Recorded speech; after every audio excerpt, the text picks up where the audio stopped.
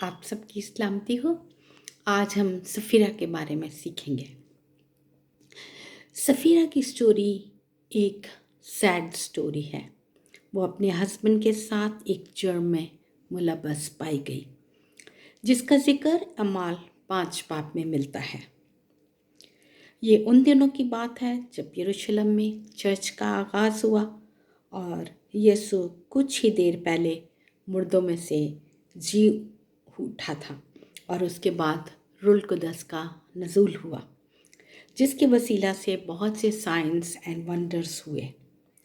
अमाल 4 बाब में बरनबास नामी एक शख्स का जिक्र है जिसने अपनी ज़मीन बेची और रकम लाकर शागिर्दों के कदमों में रख दी ताकि ज़रूरतमंदों को दी जा सके।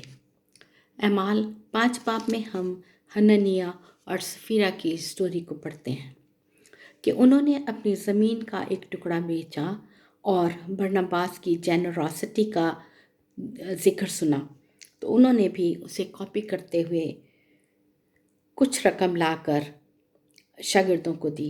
सिर्फ इतना था कि बरनबास ने सारी रकम लाकर शागिर्दों की दी, जबकि हननिया और सफ़ीरा ने कुछ रकम अपने पास रख छोड़ी और जाहिर ये किया कि सारी रकम दी है। जब शागिर्दों ने उनसे पूछा कि क्या तुमने इतने ही को ज़मीन बेची थी, तो उन्होंने झूठ बोला और कहा हाँ, इतने ही को। अब हम सिर्फ सफ़ीरा की बात करेंगे। यहाँ हम ये देखते हैं कि सफ़ीरा ने यह सोचा कि मैं खुदा को धोखा दे सकती हूँ। असल में उसने ज़मीन बेचकर कोई गलत काम नहीं किया। गलत काम ये हुआ कि उसने कुछ रकम अपने पास रख छोड़ी और फिर झूठ बोला, ना सिर्फ पीटर के साथ बल्कि खुदा के साथ भी। पतरस से उसने कहा कि क्यों शैतान ने तुझे उकसाया कि तू होली स्पिरिट के ख़िलाफ़ झूठ बोले? क्या जब तक वो तेरे पास थी तेरी ना थी? और तू अब इंसान से नहीं बल्कि तूने खुदा से झूठ बोला है। सफ़ीरा यहाँ पर बुरी तरह से फेल हो गई कि खुदा से कोई भी चीज़ छुपी नहीं रह सकती और ना ही हम उसे धोखा दे सकते हैं। हम भी अपने कमज़ोर जिस्म के बायस कई दफ़ा गुनाह करते हैं। खुदा की आँख हर चीज़ को देख सकती है। अगर हमसे कुछ गलत सरजद हो जाता है तो हमें इकरार करना चाहिए, क्योंकि वो माफ़ करने में सच्चा और कादिर है।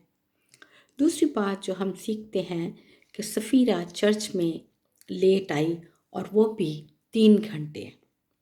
शायद वो अपने घर के कामों में मसरूफ़ थी या शायद वो ब्यूटी पार्लर में थी, मेकअप करवाने गई हुई थी, जो वो इतनी देर में पहुंची।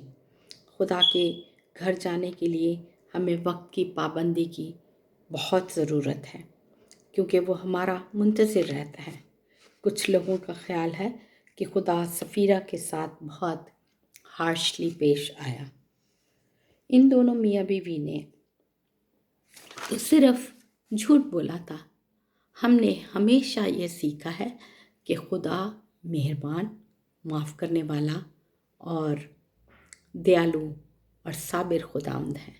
बेशक वो है, लेकिन इसके साथ ही वो होली और सच्चा खुदा भी है और वो गुनाह और बदी को बिल्कुल देख नहीं सकता। खुदा ने सफ़ीरा के दिल की कैफियत को देखा।